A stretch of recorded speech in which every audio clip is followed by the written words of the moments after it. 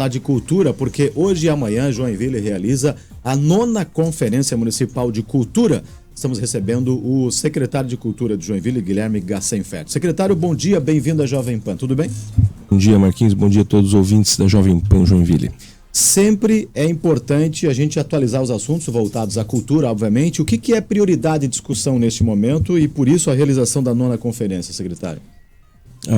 O Brasil criou, alguns anos atrás, o Sistema Nacional de Cultura, que prevê uma série de programas e projetos que estão interligados. Então, quando o Brasil discute em âmbito nacional a política de cultura, ele precisa refletir o que os estados e municípios pensam. Na verdade, o que os municípios pensam.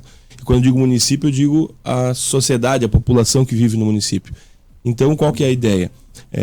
O governo federal convocou uma conferência nacional para o início do ano, né? Então a gente vai ter que fazer agora as conferências municipais, depois as conferências municipais fazem um suco dessas conferências municipais, leva para o Estado faz a sua conferência estadual e depois todos os estados criam uma conferência nacional. Então agora é o momento das conferências municipais. Vários municípios do Brasil têm até, na verdade todos os municípios do Brasil têm até novembro para realizar suas conferências. Joinville se adiantou um pouco, né? Nós tínhamos um prazo inicial que era mais apertado, nós cumprimos esse prazo, depois o governo federal afrouxou um pouquinho os prazos, mas a gente decidiu manter a nossa agora no início de setembro, com 3 objetivos. O primeiro objetivo de discutir a política cultural mesmo, discutir o que a cidade quer para a cultura do município, do estado e do Brasil. Um segundo objetivo, que é o de eleger delegados da Conferência Municipal para representar a cidade na Conferência Estadual. E um terceiro objetivo, que é de eleger novos conselheiros para o Conselho Municipal de Cultura. E o que Joinville quer ou precisa neste momento quando se fala em cultura? Porque a gente sempre ouve falar que as ações acontecem, as movimentações por parte do poder público, e às vezes a gente vê críticas por parte da própria população no que diz respeito à dificuldade para fomentar a cultura, a participação de projetos. Para onde a cidade precisa caminhar? Qual é o desafio neste momento? Eu acho que se você chamasse 610 mil pessoas aqui para responder, cada uma responderia diferente, né? Eu vou buscar fazer aqui uma resposta que não representa o meu pensamento, mas coisas que eu ouço nessa caminhada. A gente tem uma cidade já muito cultural, que tem, até diferentemente do que muitas pessoas pensam, tem uma programação cultural extensa, né, intensa. Nós temos muitas instituições culturais sólidas, relevantes.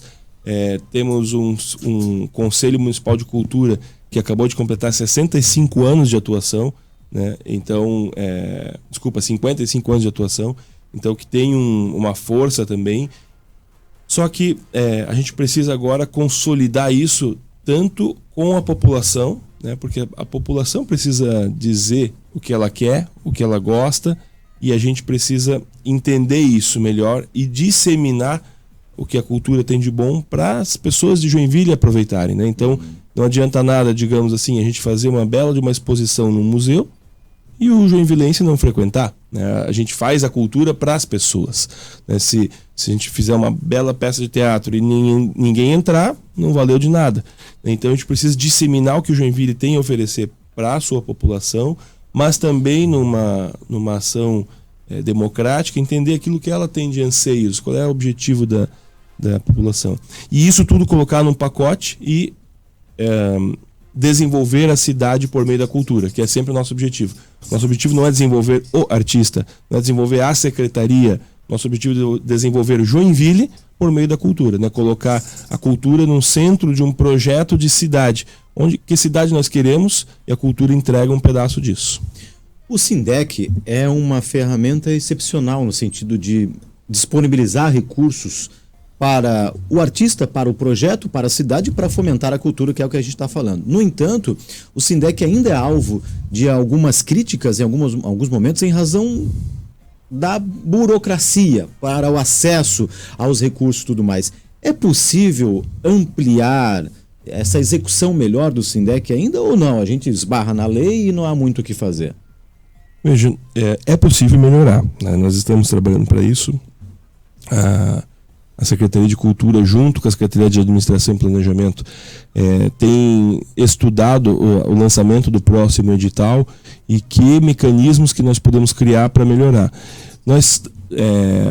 O SINDEC tem 18 anos, né? Então a gente já aprendeu muito ao longo dos anos, só que o que acontece? Nós estamos sujeitos a legislações federais e estaduais, né? A gente está sujeito agora, por exemplo, a uma nova lei de compras que mudou, né? Uma lei federal de compras públicas, então a gente tem que mudar a nossa política.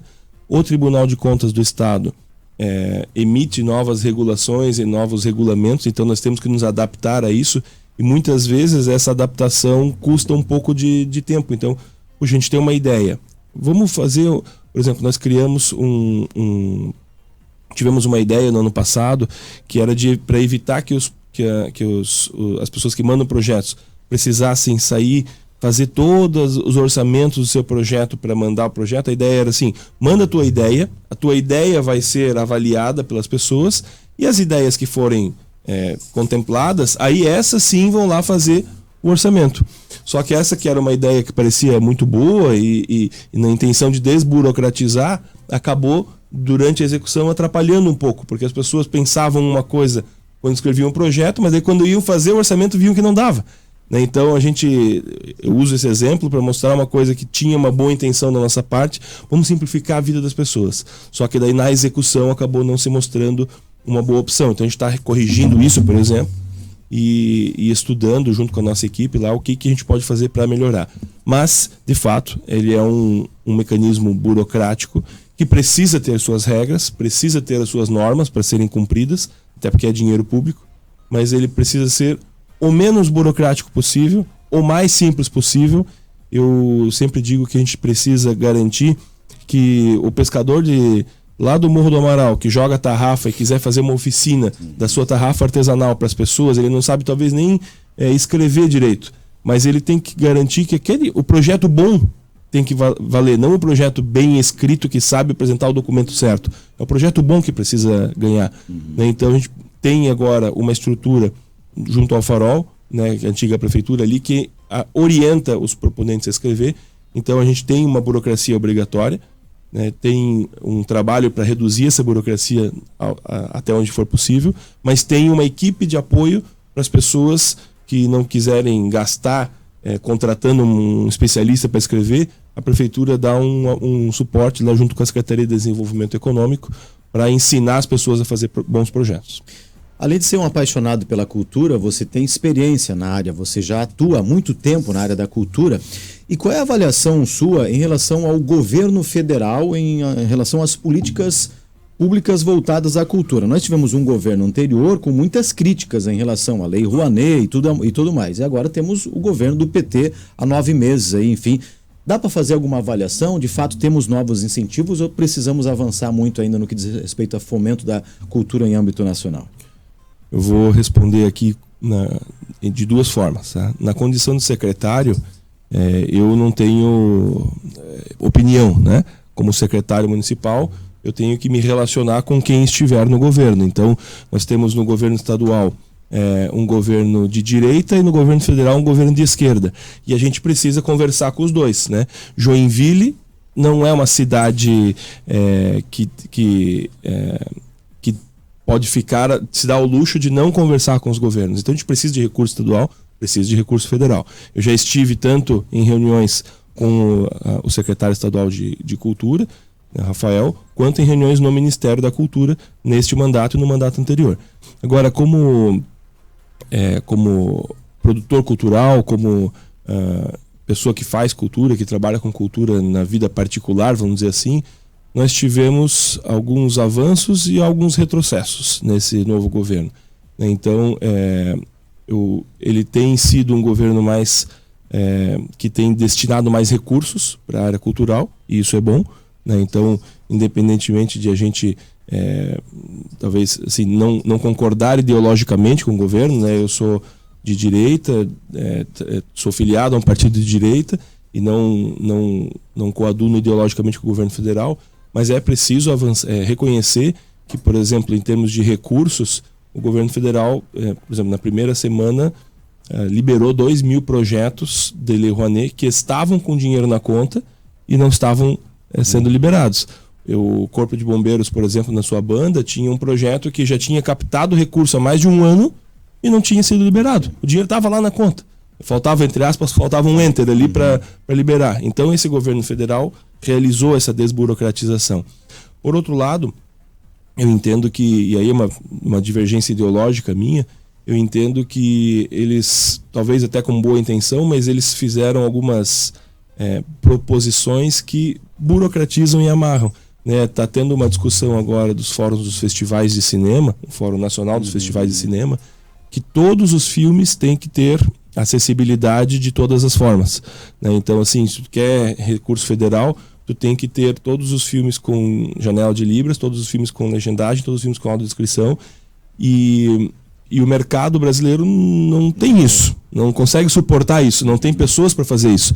Então, talvez numa intenção positiva de colocar acessibilidade, se criou um problema que vários festivais estão deixando de ser realizados, por conta de uma exigência muito ortodoxa. Então, o Brasil é um país continental e talvez o que faça sentido aqui em Joinville não faz sentido lá no interior do Maranhão.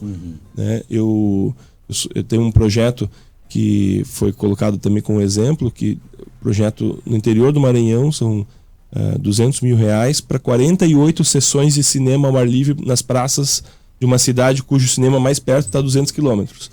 Então, um projeto super legal, uma ideia de levar o cinema para as pessoas, só que daí foi exigido que nas 48 praças e áreas rurais fosse colocado piso podotátil, que só isso já custaria mais que os 200 mil do projeto, que fosse colocado espaço reservado para cão-guia, que fosse colocado janela, e aí então a gente não vai fazer o projeto.